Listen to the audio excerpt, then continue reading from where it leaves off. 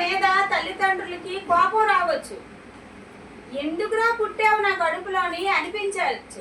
సరేనా అంటారా? ఎప్పుడైనా ఎందుకురా ఇలా తినేస్తున్నావు, నా కడుపులో ఎందుకురా పుట్టావు అని అంటారా లేదా? అమ్మ నాన్న మా పేరు తీయడానికి ఏంట్రా అంటారా?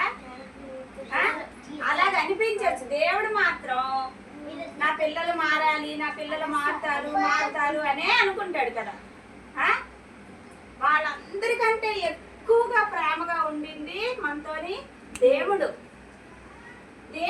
ఇప్పుడు మనల్ని అమ్మా నాన్న ప్రేమించారు అనుకోండి, ఏం చేస్తారు మన కోసం? మన బర్త్డే కోసం బట్టలే కొంటారు. మన ఎక్కువ మనకి బర్త్డే వచ్చింది అనుకోండి, బట్టలు కొంటారా లేదా? కొంటారా? మనకి బుక్స్ కావాలన్నా కొంటారు, మనకి ఏటి కావాలన్నా ఇస్తారు, అంతే కదా. ఎప్పుడు ఇస్తాడు? మనం బుద్ధిగా ఉండాలి, వాళ్ళకి మంచి పేరు తెచ్చేటప్పుడు వాళ్ళు మనకు అవన్నీ ఇస్తారు. అదే కోపం వచ్చినప్పుడు నువ్వు వెళ్ళి నాన్న 2 రూపాయలు ఇవ్వ అంటే ఇస్తాడు, 4 వేస్తాడు కదా. వేస్తారా వేయరా? మనం కోపం తెప్పించేసి నాన్న 2 రూపాయలు ఇవ్వు అంటే ఇస్తాడా? ఇవ్వడు. అలాగే ప్రేమగా దేవుడు చెప్పిన మాట కూడా మనం విని, ఆయన చెప్పిన మాటలన్నీ ఆయన చెప్పిన మాటలన్నీ మనం విని నడుచుకున్నప్పుడు దేవుడు మనకి ఏంటేంటి ఇస్తాడో తెలుసా? పరలోకం ఇస్తాడు,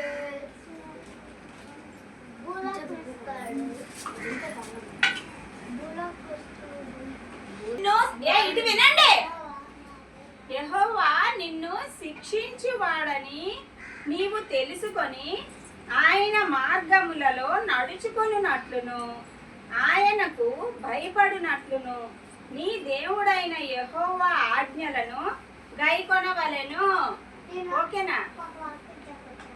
చెప్తూ లాస్ట్ లో చెప్తూ ఏంటంటున్నాడు ఇక్కడ? యెహోవా తప్పు చేస్తే పనిష్మెంట్ ఇస్తాడు మా దేవుడు అని మనం తెలుసుకోవాలి.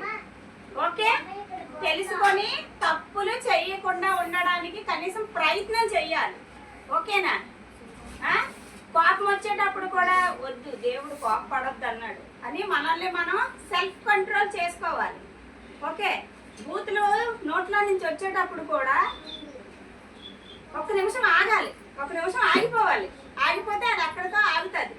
ఓకే, ఎవడైనా మనల్ని బ్యాడ్ వర్డ్స్ యూజ్ చేశాడు అనుకోండి, వాడు 1 వాడితే మనం 2 వాడకూడదు. ఓకే, ఆగాలి. ఎందుకంటే వాడికి